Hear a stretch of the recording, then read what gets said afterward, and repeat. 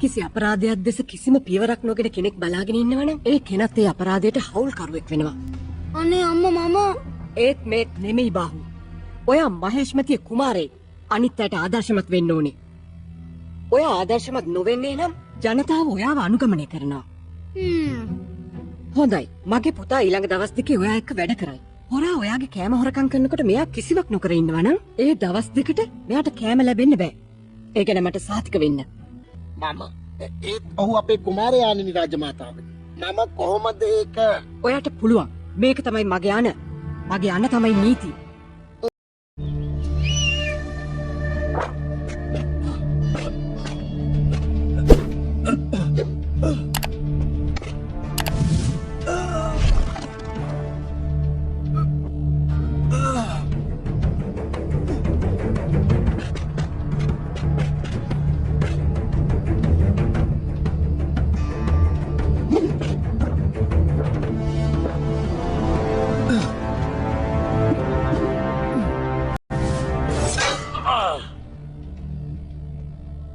ගුරුතුමා බාහුබලි කුමාරයාට දුන්නු දඩුවම ටිකක් අමාරු එකක් වෙයි.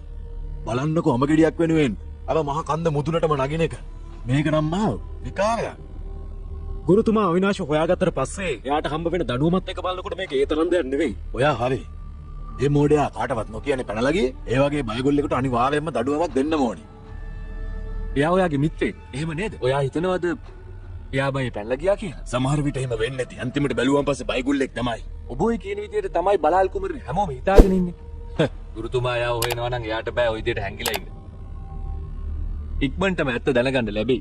ඒක නම් විශ්වාසයි. මමත් හිතනවා හැම වෙයි කියලා. අවිනාශ ගැන අමතක කරන්න. අද යදවංශී රජතුමා එනවා. එයා යාගේ දුවවත් එක්කන් එනවා කියලා ආරංචියක් අහන්න ලැබුණා. අර බලන්න.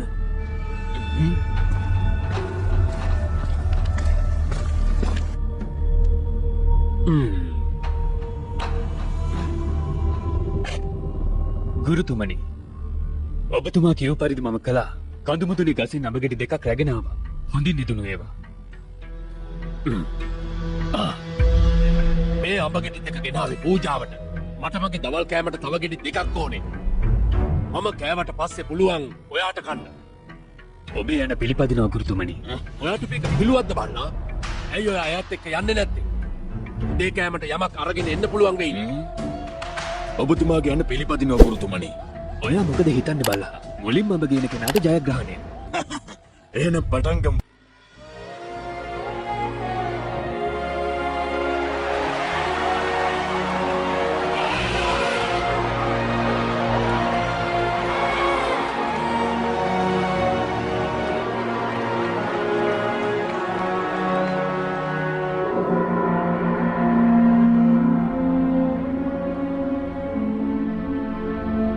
මේක ඔබතුමාට කුමරුනි. කිසි කෙනෙක් බඩගින්න ඉන්නවට මම කැමති නැහැ.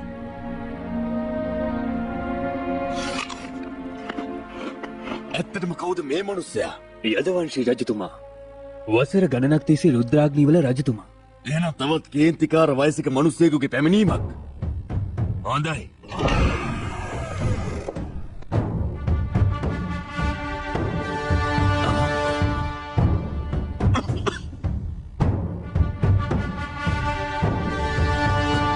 මහේෂ්මති රාජධානියට ඔබවත් ඔබේ පවුලේ අයවත් ගෞරවයෙන් පිළිගන්නවා යදවංශී රජතුමනි. අපට ආරාධනා කිරීම ඉතාම ගෞරවයක් සිවගාමි.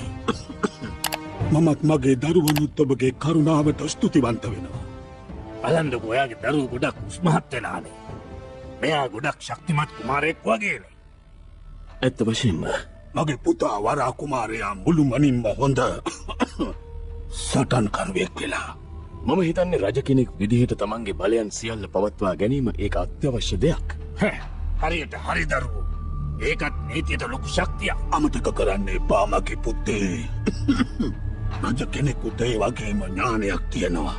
ශක්තිය සහ බලය හසුරුවන ආකාරය ගැන. එහෙනම් සත්‍යයක් රජතුමනි. එතකොට මේ ඉන්නේ පුංචි යමාත්නිද?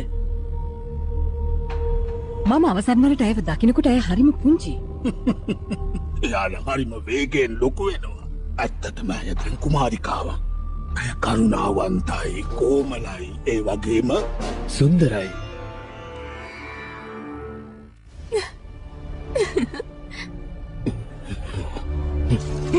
ඒ මොඩ සේවකයා බලන්න මොකද කලේ කියලා. මගේ පුතේ මට විශ්වාසයි ඔයා.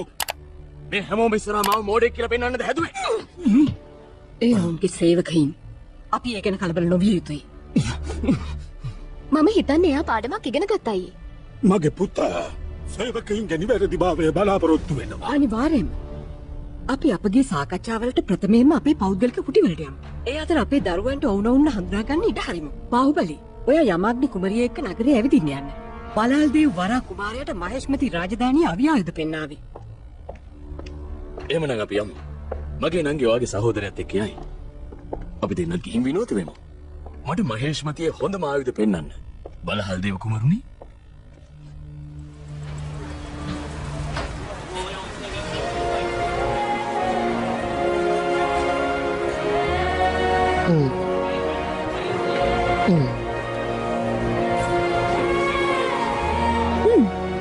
ඔයා මේ ඇපල් වලට මුදල් ගෙව්වද? පොඩි කාලේ මම ඉගෙන ගත්ත දෙයක් තමයි Tamanට අයිති නැති දෙයක් ගන්න එක හොරකම. මගේ රාජ්‍යය නම් එයාලා අපිට නිකම්ම මේව දෙනවා. අපිට ආදරේ නිසා. ආදරේ නිසාද නැත්තම් බය නිසාද? ඔයා කියන්නේ මගේ අයියට දෙන බය ගැනද? එයා දක්ෂ රණශූරී, නීතිගරුක කෙනෙක්. එයා නම් කියන්නේ අපේ රටේ රටවැසියෝ අපිට සැලකන විදිය කියලා. එතකොට ඔයා මොකද කියන්නේ? ඒ දේවල් වැදගත් නැහැ. අපි ටිකක් විනෝද වෙමු. එළවද?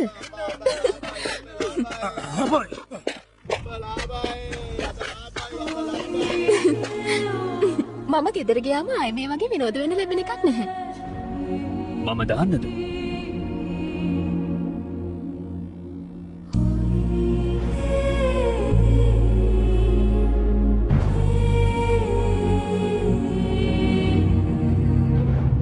යමාග්නි කුමරිය, බාහුබලි කුමරුනි, ඔබලා කොහෙද? අපි ආපහු ගියොත් හොඳයි. අපි ගොඩක් වෙලා මෙහෙම හිටියොත් එහෙම යුද්ධයක් තමයි ඇති වෙන්නේ. මෙය මත තමයි සියල්ලක්ම පවතින්නේ. මහේෂ්මතිගේ වානේ. මෙය තමයි ලෝකයේ ශක්තිමත්ම.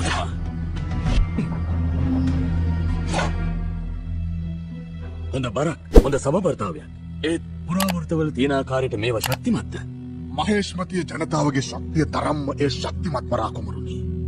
වරා කුමරුනි, මේ ඉන්නේ කට්ටප්පා. රාජකීය ආරක්ෂක ප්‍රධානියා, ඒ වගේම හමුදා අන දෙන්න. ඔව්, ඔබේ පවුලේ වහලා. මං දැනගෙන හිටියා. ඔබ කැමතිද කඩුව පරීක්ෂා කර බලන්න? මම වගකීමෙන් කියනවා ඒ නොකෙඩෙන බව. බලහල්දේ, මං කැමති කඩුව පරීක්ෂා කරන්න. ඔබ කැමති අයුරකින්.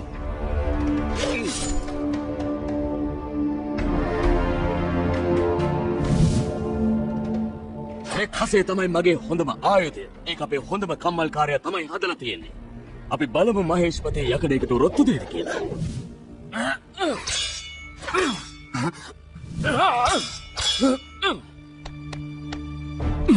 සීරිමක තුනිනේ. ඇත්තම ඔබලාගේ වානේ ශක්තිමත්. මගේ කසේ ඉදිරියේ බොහොමයක් ආයුධ විනාශ වෙලා ගියා. ඒත් අවසානයේදී සියලුම දේ විනාශ වෙලා යනවා.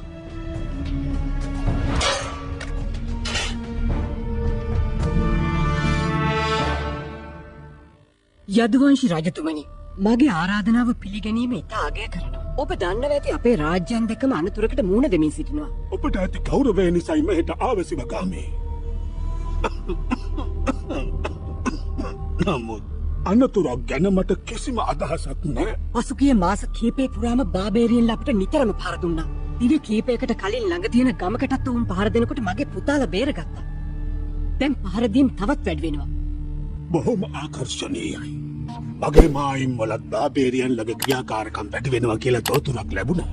අපි විශ්වාස කරනවා මේ බාබේරියන්ලා පහර දෙන්නේ හොඳින් සංවිධානය වෙලා කියලා. මොකක්ද ඔයාගේ යෝජනාව? මිත්‍ර ගිවිසුමක්. මොකක්?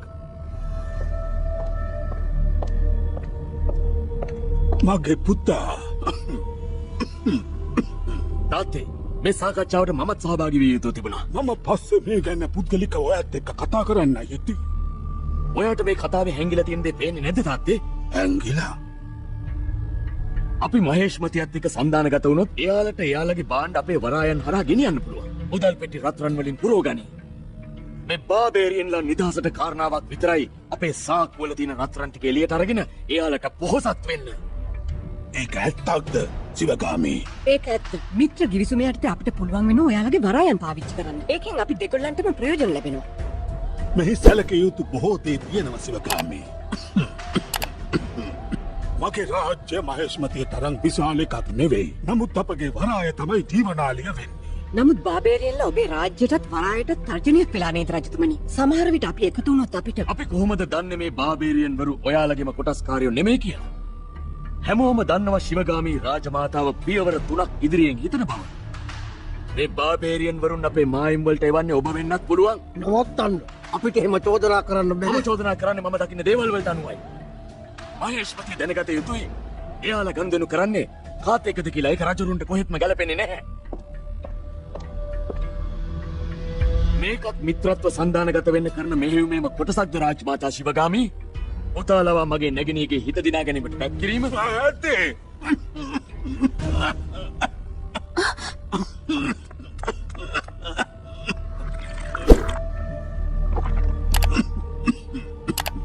ඔයා එයාලගේ රාජ්‍යයේ ඉන්න අතුරු එයාලට ගෞරවයෙන් සලකන්න මගේ පුතා. ඔබ මගේ අයියට සමාව දිය යුතුයි ශිවගාමී මාතාවනි. එයා ටිකක් හිතුවක්කාරයි. ඒත් එයා කෙලින් කතා කරන කෙනෙක්. නමුත් ඒක හොඳ රජෙකුට තියෙන ලක්ෂණයක්. බොහෝ දෙනෙකුට ඒ ලක්ෂණය නැහැ. මගේ නැගණිය හරි. මගේ හැසිරීම ගැන මම සමාව ඉල්ලා සිටිනවා. සිදු සියල්ල අතීතයට අයිති දේවල්. වැදගත් වන්නේ අපේ අනාගතයයි. ඔබේ පියාණන් විවේක ගත්තාට පසු අපි මේ ගැන සාකච්ඡා කරමු. ඔව්. මේ නැවුම් සාකච්ඡාවට මම අනිවාර්යයෙන්ම සහභාගී වන්නම්.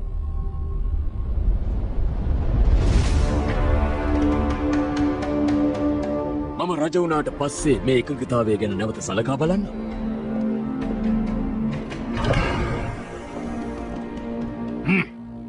ඒකොල්ල රජ වුණොත් එහෙම ඒ රාජ්‍යයට දෙවියන්ගේම පිහිටයි. එයා රජ වෙනවා. ඒක තමයි ප්‍රශ්නේ. අපි මේ මිත්‍ර සංවිධානගත වීමට ඔවුන්ව කැමති කරගන්න ක්‍රමයක් සොයාගත යුතුයි. රාජ්‍යයන් දෙකටම අවශ්‍යයි. මුලින්ම අපි ක්‍රමයක් හොයාගන්න ඕනේ වරා කුමාරයෝ මේ සාකච්ඡාවට සහභාගී නොවී ඉන්න.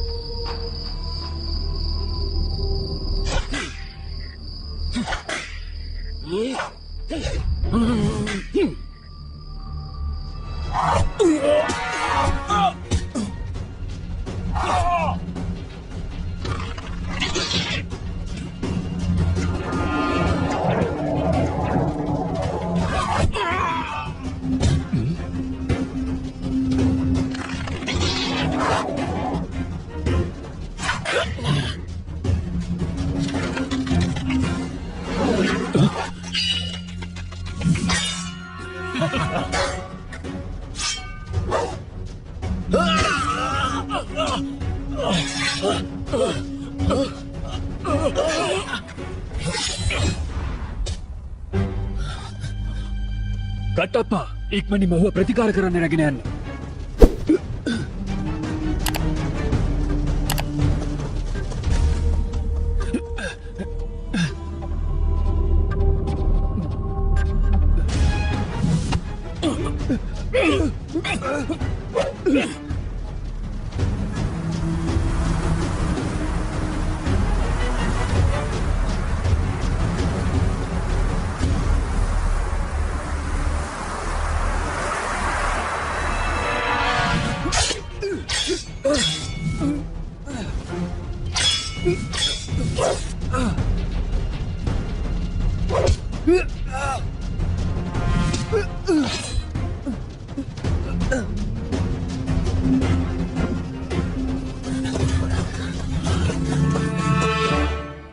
මට කියන්න තාත්තේ මේක අපේ රාජ්‍යයේදී අපේ මාලිගයේදී සිද්ධ වුණා නම් සංසුන් වෙන්න මගේ පුතා.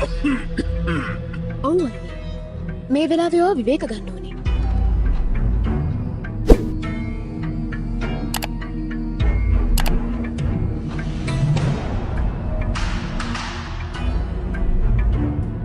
මම විවේක ගන්නම් මට පහර දීපු කෙනා මැරුණාම මේ රාජ්‍ය ඔයාගේ. පහර දුන් කෙනාව හොයා ගැනීම ඔයාගේ වගකීමක්. විවේක සුවයෙන් ඉන්න වරාකුමරුනි මහේෂ්මති රාජ්‍යයේ අනිවාර්යයෙන්ම යුක්තිය ඉෂ්ට වෙනවා. අපි හැම පියවරක්ම ගන්නවා හොයාගන්න. ඒ කියන්නේ තවමත් ඔහු හොයාගත්තේ නැද්ද? මොනවද කරන්නේ? මගේ පුතා කියන්නේ ඇත්ත සිවගාමී. මමත් දැනගන්න කැමති මොනවද ඔයා ගත්තු පියවර කියලා. කුමාරයාව මරන්න හදපු කෙනාව හොයාගන්න.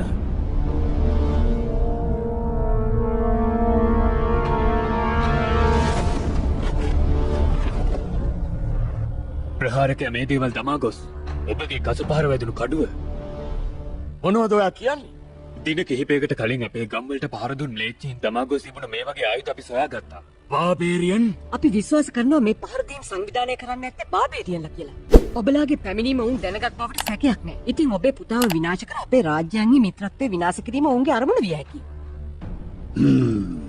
මේ දේ ඇත්තනම් අපි මේ මිත්‍ර සන්ධානගත වීම ඉක්මනින්ම කළ යුතුයි. මේ ගැන හිතන්න මට කාලයක් දෙන්න සිවගාමී. අනිවාර්යයෙන්ම උතුමාණනි. ඔබටත් පුතාට සාකච්ඡා කරන්න ඉඩ හැර අපි පිටත් වෙන්න. මට කරපු දෙයට ඒ හැම බාබේරියන් කෙනෙකුටම වන්දි ගෙවන්න සිද්ධ වෙයි.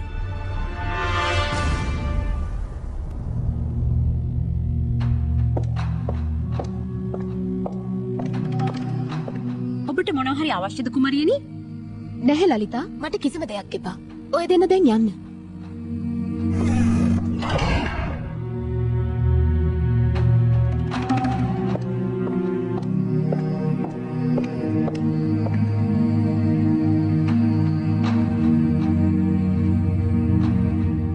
කවුද ඔතන?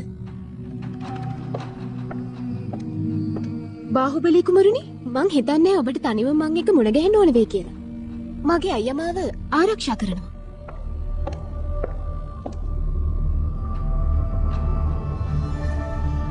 ඔබ සොයමින් සිටියේ මේද?